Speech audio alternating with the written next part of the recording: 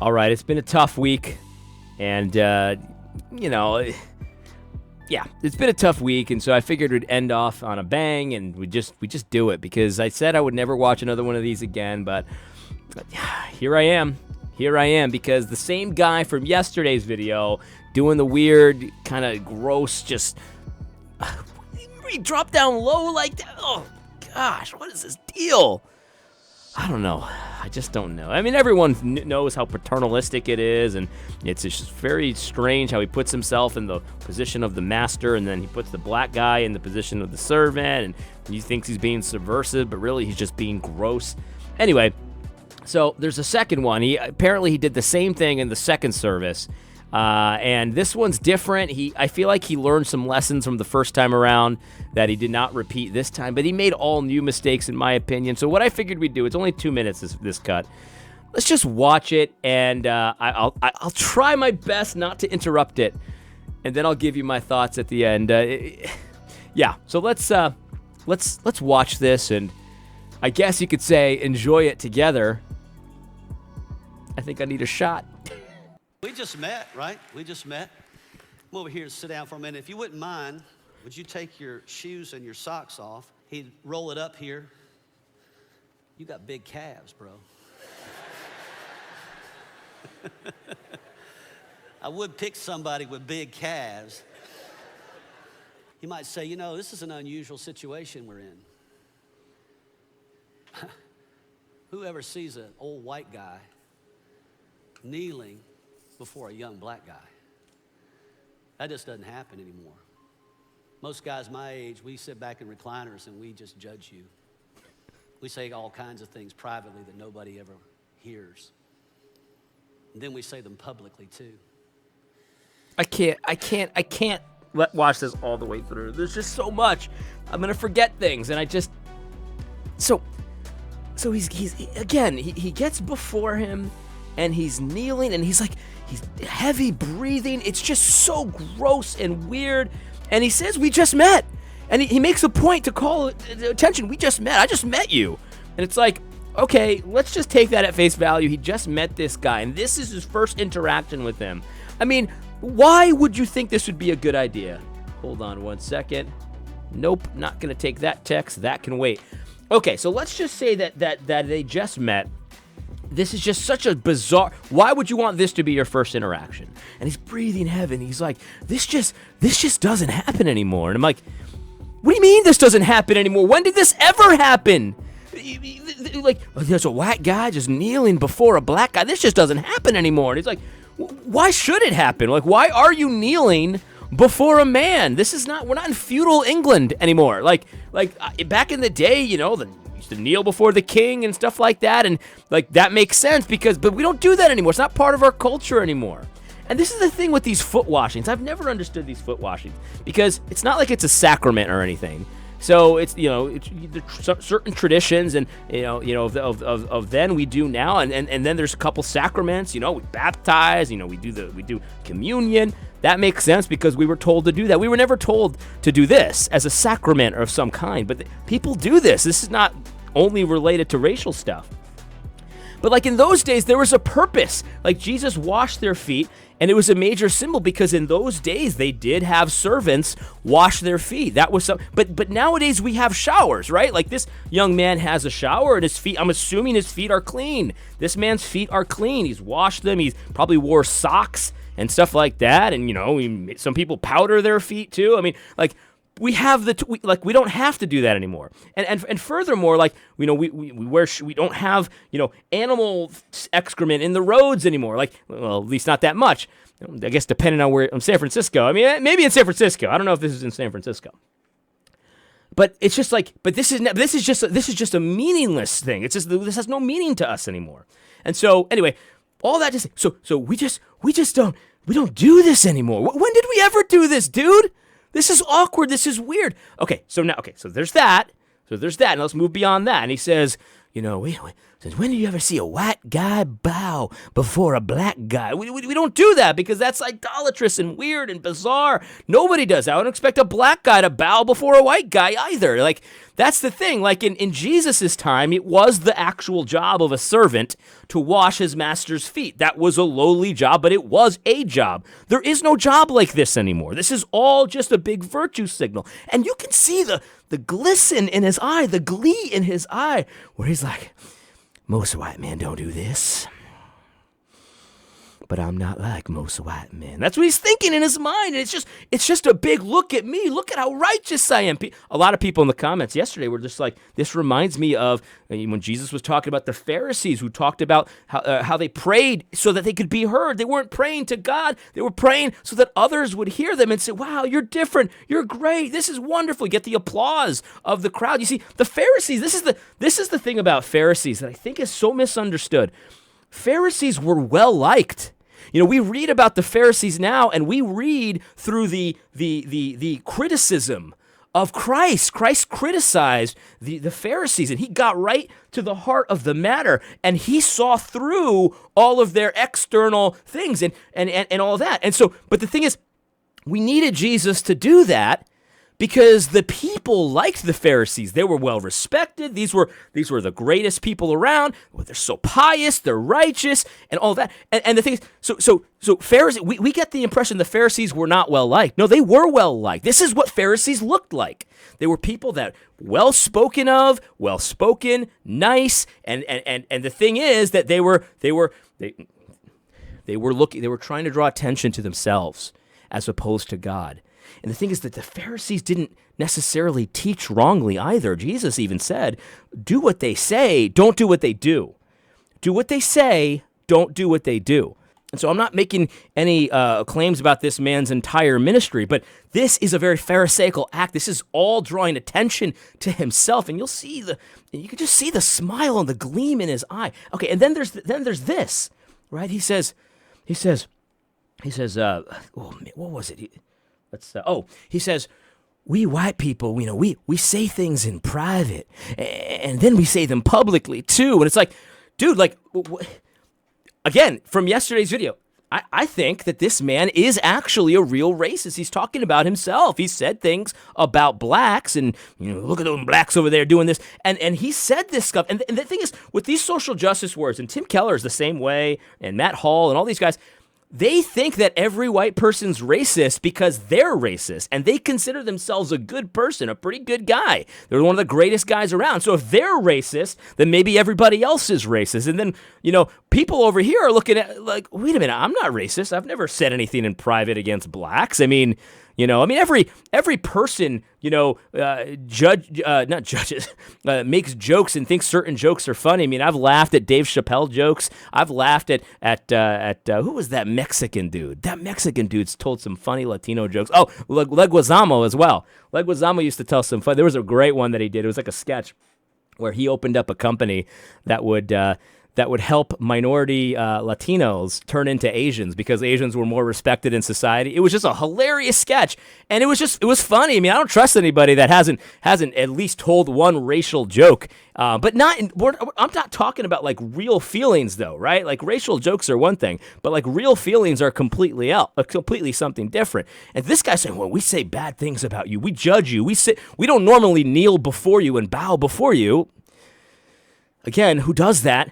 But no, what we normally do is we sit back in our armchairs and we judge you. I think he's being serious. He does do that. He sits back in his armchair and he judges black people. I've never done that.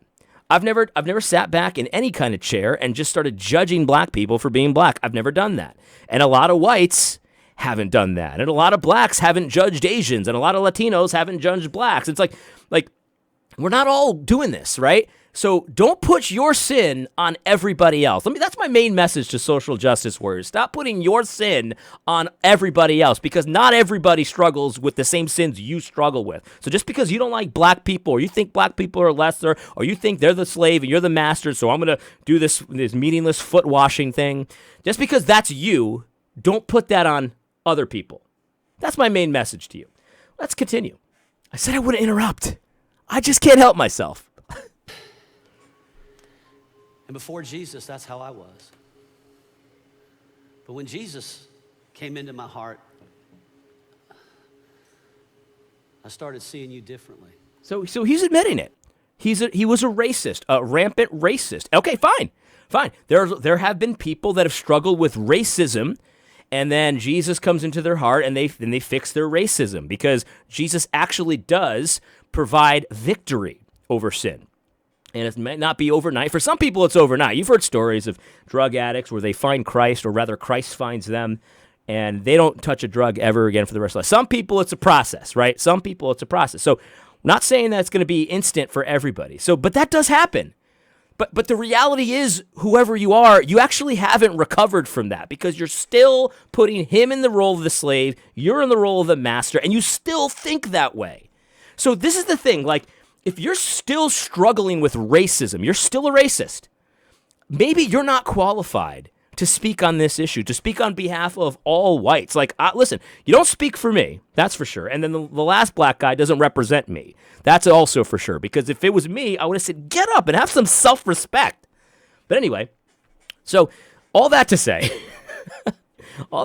stop putting your racism on the whole white race. If that's what you want to call it, white race, everyone's not like you. Okay, not everyone struggle with that at any point in their lives, and a lot of people don't struggle with that even now. So stop pretending like this is white supremacy, everybody suffers from it just because you do. That's pretty weird, bro. I started seeing you through the lens of God instead of the lens of my flesh, and realizing that I probably haven't done the best by you in this country. Right. So if you were racist, this is the thing. This is the thing about this, guys, that's just so disturbing. If you're a real racist, repentance in that situation looks like this. Start treating them with respect. Start treating them according to the law of God. Start treating them with the Imago Dei. Here's what you don't do. Make a spectacle of yourself by showing everyone how great you are because you're washing his feet in a meaningless gesture. His feet aren't dirty. So start treating them correctly. If you wrong people, give it back to them sixfold, whatever you want to do, give it back to them, like Zacchaeus, right? That's actually a good story, you know? He wronged certain people, so he gave it back to them sixfold, I think it was, or was it six? Can't remember. But what you don't do is, what Zacchaeus didn't do, is say, all right, let's get everybody gather around. What you don't normally see is a tax collector. Normally, us tax collectors, we lean back in our houses and we judge you. But no, then I met Jesus, and I'm going to do everything in my power. Everyone gather around and look at me and play the piano softly. Like, that's not what Zacchaeus did. Come on, man. And I need to repent to you. I need to ask you to forgive me. And I don't need just you to ask to forgive me. I need any race that I've oppressed to forgive me, because I know that you'll never see healing till you accept responsibility for the things that have happened in our country. But you see what he's doing? Like, I still don't know if he was actually a racist or not. And this is the whole scam, I think, of this whiteness is wicked crowd from the white perspective. Because from the black perspective, there's a different part of this that's a scam. Because a lot of these people that are, whiteness is wicked, give me the reparations, they just want stuff. They're just envious and all that kind of stuff. But from the white perspective, I think there's a downplaying going on here. This is a strategy, because I don't know if he's actually saying he's a racist or not. He actually had partiality in his heart, hatred in his heart towards blacks, because he said that a second ago, but now he's saying in this country and this whole thing. So is he actually saying he was a real racist, or was he just this whiteness is wicked? So that's why I think it's one and the same, honestly. All these white people that are running around saying I'm a racist, they mean it's one and the same thing to them, because as far as they're concerned, from their experience is common to the whole white race. And so if they're racist, everybody's racist. But so you see, the thing is, though, he knows he can get away with blurring the lines here a little bit. It's just a way to sort of downplay the struggle. It's the same thing when someone will say, well, everybody struggles with lust. Everybody. Every man struggles with pornography. And it's like, that's actually not true. Not every man struggles with lust. You know, I remember, I'll never forget that. What was it? Who is it? It was oh, which preacher was it? I forget. There was a certain preacher who unpacked that lie for what it is. Christ can provide victory over the lusts of the flesh. And we all believe that as Christians, I think. And so let's not soothe ourselves by saying, oh, well, I guess everybody struggles. It's a way to soothe yourself, and that's not how you have victory over it. I've been the best at expressing to you that you're valuable to me. I want you to grow up in America where people like me and people like you sit down and have dinner together, where our children play together, where we can do life together. We've had that America for decades, my friend, decades. What year does this guy think it is?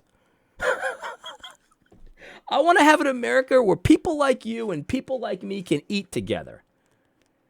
You know, I'm almost 40, and I remember, blacks and Latinos and Asians and whites eating together ever since I can remember things. Playing together. I had black friends as a child. I had Latino friends as a child. I had white friends as a child. I had Asian friends as a child. I'm almost 40, so at least 4 decades, right? Where this has already been the reality, and he's over here. Look at how good I am, guys. Look at me. I'm good. I want you to grow up in America where we could eat together. Well, you could do that right now, man. You don't have to make a spectacle of yourself. You can do it right now. You can make friends with a black. All you got to do is do it. There ain't nothing to it but to do it. But he wants to make a spectacle of himself. One together.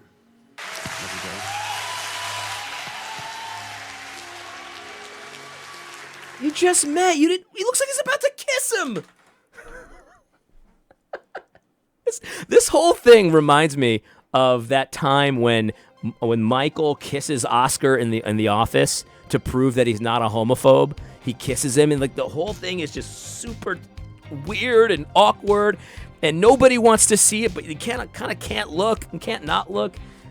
That's what this whole thing is. It's just you just met him. You didn't do anything to him. You have nice calves, bro. These are big calves. What a weirdo. Why? Why is he doing this? Why? I just don't get it. I just don't get it.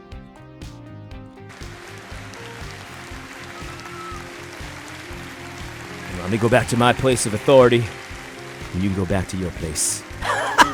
It's just the whole thing is to make a spectacle of himself. And listen, guys, like lots of people say he's just using these people as a prop. Yeah, he's using these 2 black guys as a prop. That's what he's doing. If you really want to treat him like you want to see him as he has value and stuff like that, here's an idea, Pastor. I mean, I'm just spitballing here, but here's an idea. Don't use them as a object lesson in your sermon. I just can't even imagine thinking along these lines. And see, I think that's the problem that we're having. It's just like I'm not a racist. I've never been a racist, and it's just as simple as that, right? It's just as simple as that. It's not because I'm a great non-sinner. It's not because I have had other sins in my life that are worse than racism, in my opinion. And I know that without Christ, I remember my life the way it was, depraved. I was a wretch, guys. I was depraved. Okay, and so I understand, and this is the thing, like people say, oh, you just must be perfect. You must be perfect. In the comments, people say that. I'm like, no, that's not what this is, right? Places where I have been imperfect and sinful, maybe you haven't. But here's a place I've never been sinful. I've never been a racist. I just haven't. I don't know what it is. I just didn't have that one. But I've had others. So stop putting your sin on me. That's the thing. Stop putting your sin on me. Stop putting your sin on other white people. Own your own sin. Don't make a spectacle of yourself. Own your own sin. Repent of your own sin, and worry about yourself and people who actually have the same sin. Because there's a lot of people in your country, in your church, that you say have this sin that simply do not, and it's not helping anybody except yourself by soothing your own ego, making you feel like your sin is not as sinful as it is, and by making a spectacle of yourself so everyone can praise you for being so pious and so righteous and so holy, just like the rest of the Pharisees. I hope you found this video helpful. Have a great weekend. God bless.